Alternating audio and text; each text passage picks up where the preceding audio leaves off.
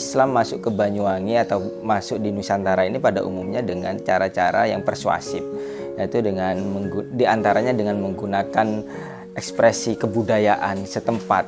Nah, termasuk di Nusantara ini bagaimana Islam dikenalkan dengan tradisi yang hidup di tengah masyarakat, seperti halnya pembacaan tembang. Nah, di kultur masyarakat Jawa itu kental sekali dengan budaya pembacaan tembang. Nah, sehingga hal ini yang kemudian diadaptasi oleh para pemuka Islam, penyebar Islam di Nusantara dengan memanfaatkan tradisi tembang ini untuk menyampaikan ajaran-ajaran keislaman. Nah, seperti halnya di Banyuwangi misalnya, yaitu dengan mocoan lontar Yusuf. Mocoan lontar Yusuf ini pada dasarnya adalah ekspresi dari dakwah keislaman itu sendiri.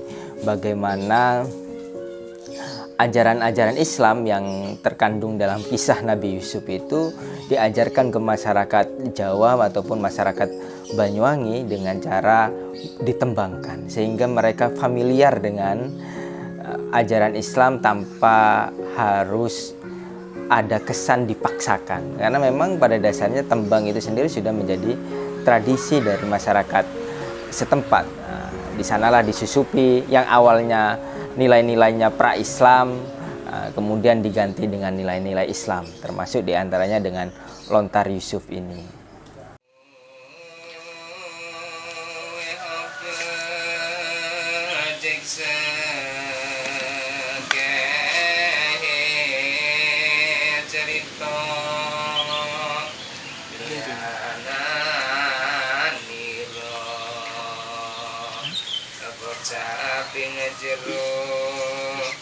Sastra linge awonten wong kafir ing Mekah ngucap ya Muhammad. Sebenarnya pada tahun 2018 itu ada beberapa hal yang dilakukan terkait dengan preservasi dan preservasi dan konservasi mocoan lontar Yusuf Banyuwangi.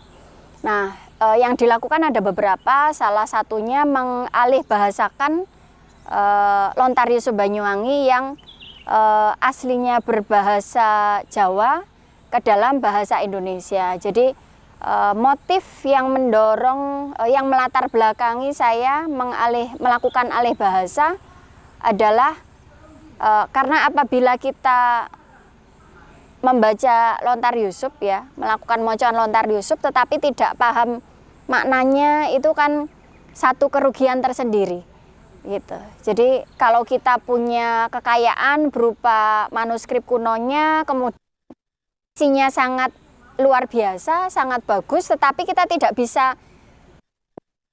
ya, namanya kebaikan-kebaikan dari situ, jangankan menyerap, tahu maknanya saja tidak, itu kan satu kerugian tersendiri. Jadi itulah motif utama kenapa saya mengalih bahasakan lontar Yusuf dari bahasa Jawa ke bahasa Indonesia. Wonten cerita satu manjing ing swarga, lali mogong ana nggih sawiji asu alas ingkang bisa rerasan maturing Nabi Yakub uni kapindho unta nira pyagindo soleh. Kaping 3 suna kang taping turwa sahibul kapinangge kang dharma sadahan. Kaping 4 bal kedaba nira jiping 5 nangge turangga nira pyagindo rasul luwe. Jadi ini Lontar Yusuf, naskah kuno yang ada di Banyuwangi. Di dalam Lontar Yusuf itu ada 4 pupuh tembang, yaitu ada Kasmaran, Durma, Pangkur, dan Sinom. Adapun yang saya tembangkan tadi itu di pupuh Durma, itu salah satu pupuh mungkin yang lebih spesifik dalam cerita yang barusan saya tembangkan. Itu menceritakan tentang ada 5 binatang yang masuk surga. Ya. Dalam versi Lontar, masyarakat Osing memahami binatang saja bisa masuk surga, apalagi manusia. Nah, kalau manusia nggak bisa masuk surga, ada yang salah di situ. Jadi sebetulnya kenapa Lontar Yusuf ini disukai atau bisa berkembang dan lestari di Osing, secara keseluruhan adalah yang dipetik oleh para pembaca Lontar itu adalah pesan moralnya. Lontar Yusuf menceritakan semenjak Nabi Yusuf itu mulai anak-anak sampai dia itu menjadi raja. Artinya di sini pesan moralnya bahwa keberhasilan, kesuksesan itu tidak ada yang datang tiba-tiba. Semuanya itu membutuhkan perjuangan, membutuhkan ketekunan, keuletan, dan kerja keras. Jadi jangan pernah mimpi ingin menjadi orang yang sukses dan berhasil, tapi kita hanya berpangku tangan. Itulah pesan moral secara keseluruhan yang akan bermanfaat untuk bagi setiap orang dalam kehidupannya.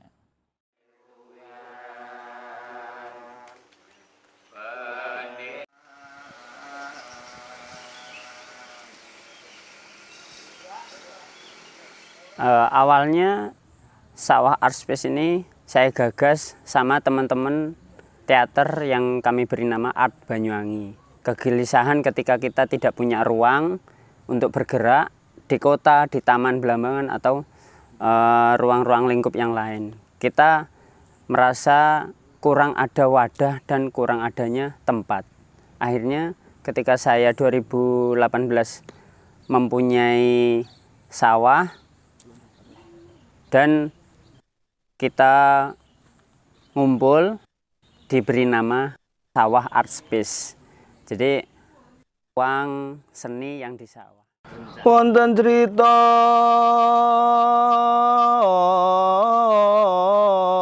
satu manjing ing swarga, ralimo gong anenging sawiji asu alas, ingkang bisa rerasan maturing Nabi Yakub uni kapindo unta nirobya kindo soleh. Kenapa saya tertarik dengan mocoan ini? Yang pertama karena ini warisan leluhur saya. Di sisi lain saya sebagai pemuda punya peran untuk menjaga, untuk meneruskan warisan-warisan dari leluhur. Wonten critaniro yakindo musik kunangge sapo japan ing yang manon ing luhur tur sining uni ananedeng yang widi ayun aningali wahu ing sira sang yang manon muyah nyanani ring uni. Harapannya ada yang ikut lagi, ya semoga banyak yang minat. Soalnya kan sekarang ini cari yang minat sama Lontar Yusuf itu kan susah. Itu aja sih.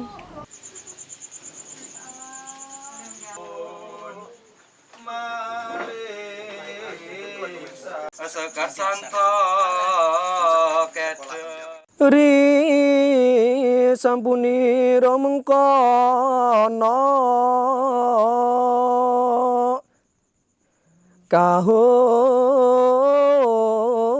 capa Sang Prabu langkung asih